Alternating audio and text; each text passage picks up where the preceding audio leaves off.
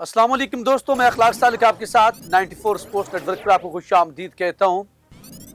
नाज़रीन, दो बड़ी तब्दीलियां पाकिस्तान और इंग्लैंड के मैच से पहले प्लेइंग 11 सामने आई है। वो टीम के अंदर कौन कौन सी तब्दीलियां हैं, वो प्लेइंग 11 क्या है और वो क्या इम्पैक्ट डाल सकती है। और अगर इंग्लैंड की टीम के ऊपर भी नजर डालेंगे कि उसके अंदर क्या स्ट्रेंथ है, कौन सी वीकनेस है। फिर इसके साथ साथ हम बात करेंगे कि पाकिस्तान और इंडिया के दरमियान पिछले 5 मैचेस के अंदर किसका पलड़ा भारी रहा। पिछले 5 मैचेस के अंदर दोनों टीमों की क्या परफॉर्मेंस रही, कितने जीती कितने हारी। फिर इसके साथ साथ बहुत से दूसरे ऐसे एनालिसिस करेंगे कि जो मैच की सिचुएशन को सामने लेकर आएंगे। पाकिस्तान और इंग्लैंड का रिकॉर्ड कैसा रहा है, ये तमाम चीज़ें आपके सामने रखेंगे। लेकिन आगे बढ़ने से पहले आपसे दरखास्त है, अगर आपने चैनल को अभी तक सब्सक्राइब नहीं किया तो चैनल को सब्सक्राइब कर लीजिए और बेल आइकन को दबा लीजिए। नाज़रीन, सुपर 8 का पाकिस्तान दूसरा मैच खेलने जा रहा है और ये 5वां मैच होगा इस सुपर 8 का। लेकिन पाकिस्तान की टीम जो है वो पहले मैच के अंदर जो है वो बारिश की नज़र हुआ, लेकिन पाकिस्तान को बारिश ने 1 पॉइंट दिलवा दिया। अगर हम देखें तो इंडिया का जिस तरह दुर्गत बनी है, श्रीलंका की दुर्गत बनी है और न्यूजीलैंड और पाकिस्तान का मुकाबला जो बारिश की नज़र हुआ, लोग कह रहे हैं कि बेहतर हुआ, वरना पाकिस्तान इसमें शिकस्त खा सकता था अगर न्यूजीलैंड की टीम और सीना की टीमें जिस तरह से फॉर्म में सुपर 8 के अंदर दिखाई दे रही हैं। इंडिया को उन्होंने नॉकआउट किया, श्रीलंका को जो है वो इंग्लैंड ने नॉकआउट किया।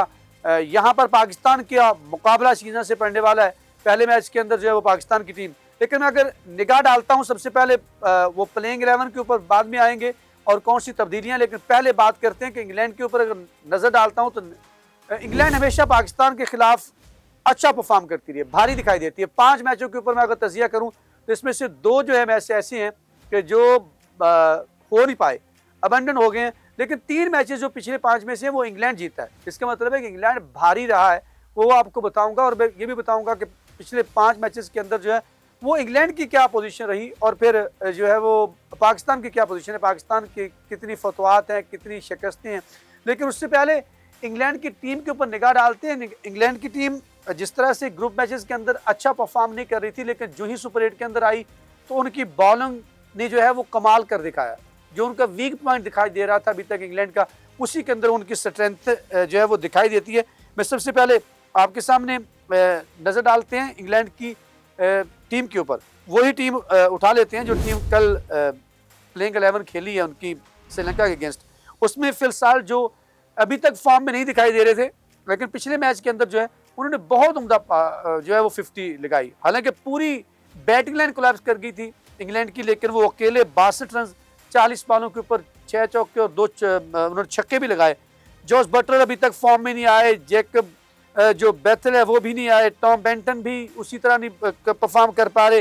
हैरी ब्रुक जो कप्तान है वो बड़ा मायूस कौन उनका अभी तक का रिकॉर्ड रहा है T20 के अंदर। वो उस तरह से जिस पाए के वो बैट्समैन है, एक बैट्समैन जो है वो कुछ बेहतर, लेकिन कल वो भी कोलैप्स में दिखाई दिए। सैम करन जो थे ऑलराउंडर है बेसिकली, और उसके बाद विल जैक्स जो थे, इन्होंने कल ऑलराउंडर परफॉर्म करके इंग्लैंड को, और यहाँ से महसूस होता है कि इनकी बैटिंग लाइन के ऊपर निगाह डाली जाए तो फिर लाइम डेवसन जो है वो भी नीचे पड़े हुए हैं, ओवरटर्न भी बैटिंग कर लेते हैं। सिर्फ जोफ्रा आर्चर और आदिल रशीद के अलावा इनकी 9 तक बल्लेबाज दिखाई देते हैं। इस टीम को अगर ऊपर निगाह डाली जाए तो इंग्लैंड काफ़ी मजबूत दिखाई देती है। अगर इनकी बैटिंग लाइन की डेप्थ बहुत ज़्यादा है, गो के उनके बैट्समैन जो है वो आउट ऑफ फॉर्म है। पाकिस्तान इनकी बैटिंग को जो है वो काबू करने के लिए कौन से प्लेयर्स को वापस ला सकता है उसकी तरफ आता हूं, लेकिन मैं उससे पहले एक निगाह आपको बता देता हूं। इंग्लैंड ने पिछले जो 5 मैचेस खेले उसके अंदर उसने सिर्फ 1 मैच हारा है और 4 मैच उसने जीते हैं। पहला मैच वो हार चुकी है, पहला मैच जीती है वो, उसके बाद दूसरे में हाथ शिकस्त हुई उसे, उसके बाद तीनों मुसलसल वो मैच जीत के आ रही है। अगर पाकिस्तान की बात की जाए तो पाकिस्तान यहाँ पर जो है वो, पाकिस्तान का रिकॉर्ड भी बुरा नहीं है। पाकिस्तान इंडिया से जो मैच हाल ही में 5 में से हारा है वर्ल्ड कप के अंदर वही हारा, उसके अलावा पाकिस्तान ने भी 3 मैच जीते हैं। चौथा मैच जो पाकिस्तान का है वो बारिश की नज़र हो गया, आपको पता, न्यूजीलैंड और पाकिस्तान का। तो यहाँ पर जो है वो, और अब 5 मैचेस जो पाकिस्तान के खिलाफ लास्ट इंग्लैंड ने खेले हैं उसके ऊपर जाए तो इंग्लैंड की टीम ने पहला मैच जो यहाँ पर जीता है पाकिस्तान से वो 7 विकेटों से, ये मैच उसने 30 मई 2024 की बात है। आगे चलें तो 28 मई को इंग्लैंड और पाकिस्तान का मैच जो है वो हो नहीं पाया। उसके बाद 25 मई 2024 का मैच इंग्लैंड और पाकिस्तान के दरमियान इंग्लैंड ने वो मैच भी 23 रन से जीता हुआ है। तो यहाँ पर इंग्लैंड भारी दिखाई देती है। मैंने कहा था कि हमेशा उसका रिकॉर्ड पाकिस्तान के खिलाफ अच्छा रहा है। फिर अगला मैच जो 22 मई 2024 को हुआ है उसमें भी वो मैच नहीं हो पाया। उसके बाद जो 13 नवंबर 2022 को एक मैच जो पीछे पाकिस्तान का भी T20 की स्थिति चलती आ रही है, उसमें भी इंग्लैंड ने पाकिस्तान को 5 विकेटों से शिकस्त दी है। अगर यहाँ निगाह डाली जाए तो यहाँ पर इंग्लैंड जो है वो काफ़ी मजबूत और पाकिस्तान के अगेंस्ट उनका रिकॉर्ड काफ़ी बेहतर दिखाई देता है। लेकिन पाकिस्तान क्या करेगा? पाकिस्तान ने अपनी होम सीरीज के अंदर, इस कंडीशंस के अंदर ऑस्ट्रेलिया को वाइट वॉश किया है। Pakistan overall Pakistani bowling line जो है वो उसकी डेप्थ है, उसके ऊपर तो आने वाला वक्त कल बता देगा क्या होगा। लेकिन यहाँ पर दो तब्दीलियों के बारे में बात करते हैं। अगर पाकिस्तान ने सबसे पहले एक तब्दीली तो आपको पहले से मालूम होगी कि पाकिस्तान ने जो है वो ख्वाजा नाफी को बड़ा आसान जो शिकार था वो कर लिया पाकिस्तान ने, और ख्वाजा नाफी को एक मैच देकर और उसमें वो परफॉर्म नहीं कर पाया जिसमें बाबर आजम को बैटिंग नहीं दी गई। तो उसके बाद जो है फ़ख्र जमान को अगले मैच के अंदर जो है वो सुपर 8 के अंदर ला के बेंच में बिठाया हुआ सीनियर प्लेयर को सुपर 8 के अंदर ला के उसके ऊपर जिम्मेदारी डालना, देखते हैं कि उसके अंदर सलाहियत मौजूद है, वो किसी भी कंडीशन किसी भी पोजीशन के ऊपर खेल जाता है। ये पाकिस्तान ने एक बहुत बड़ी तब्दीली जो है वो सामने आई है प्लेइंग 11 के अंदर। दूसरी तब्दीली जो पाकिस्तान करने जा रहा है जिसके ऊपर बहुत सी बहस है और माइक हैसन और सलमान अली आगा के दरमियान यहाँ पर इख्तलाफ भी दिखाई देता है। मैं आपको एक बात बताता चलूँ, वो इब्रार अहमद जिसको शायद अंदर होना चाहिए पाकिस्तानी टीम के, खासकर जब आप गोरों के साथ मैच खेलते हैं, वो कोई भी फॉर्मेट हो, तो वहाँ पर इस तरह से आपके लीडिंग स्पिनर्स को बाहर बिठाना शायद एक फाश गलती होगी।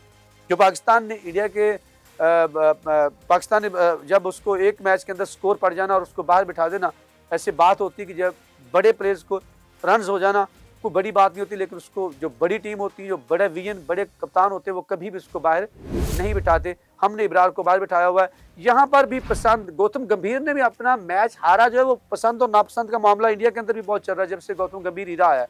तो यहाँ पर जो है वो इब्रार को लाने के लिए अब ये कहा जा रहा है कि अगर फ़हीम अशरफ को निकाला जाता है तो फिर आपके पास जो है वो दूसरा फास्ट बॉलर नहीं आता।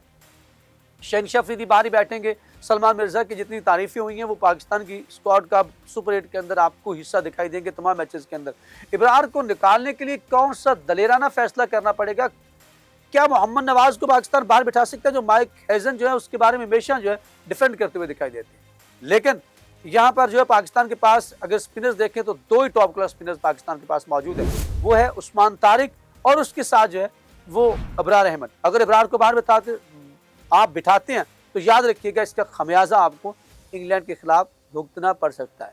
इंग्लैंड की बैटिंग लाइन के अंदर बहुत डेप्थ है, जिस तरह से उनका मोराल जो है वो बड़ा है, वो श्रीलंका को शिकस्त देने के बाद उनकी तमाम चीज़ें जो है वो अब स्ट्रॉन्ग होती हुई दिखाई देंगी। और पाकिस्तान के लिए ये बड़ा इंपॉर्टेंट मैच है। अगर पाकिस्तान ये मैच हार जाता है तो पाकिस्तान वर्ल्ड कप से बाहर होता हुआ दिखाई देता है। जैसे इंडिया जो है वो भी अगर मगर की पोजीशन पे है तो पाकिस्तान भी इसी कंडीशन में आ जाएगा। नाज़रीन, कमेंट सेक्शन में आपने यह बताना है कि आपके नज़दीक क्या इब्रार को बाहर बिठाना चाहिए या फिर उससे प्लेइंग 11 का हिस्सा बनाना चाहिए। ये आज का हमारा सवाल है। आप अपनी प्लेइंग 11 भी कमेंट सेक्शन में लिख सकते हैं। अब तक इतना ही। यहाँ पर मुझे अखलाक सालक को, अपनी पूरी टीम 94 और मेरे कैमरामैन फ़हीम सदीकी के साथ दीजिए इजाज़त। अगर ज़िंदगी ने साथ दिया तो इंशाल्लाह नई अपडेट के साथ आपसे मुलाकात होगी। तब तक के लिए अल्लाह निगहबान।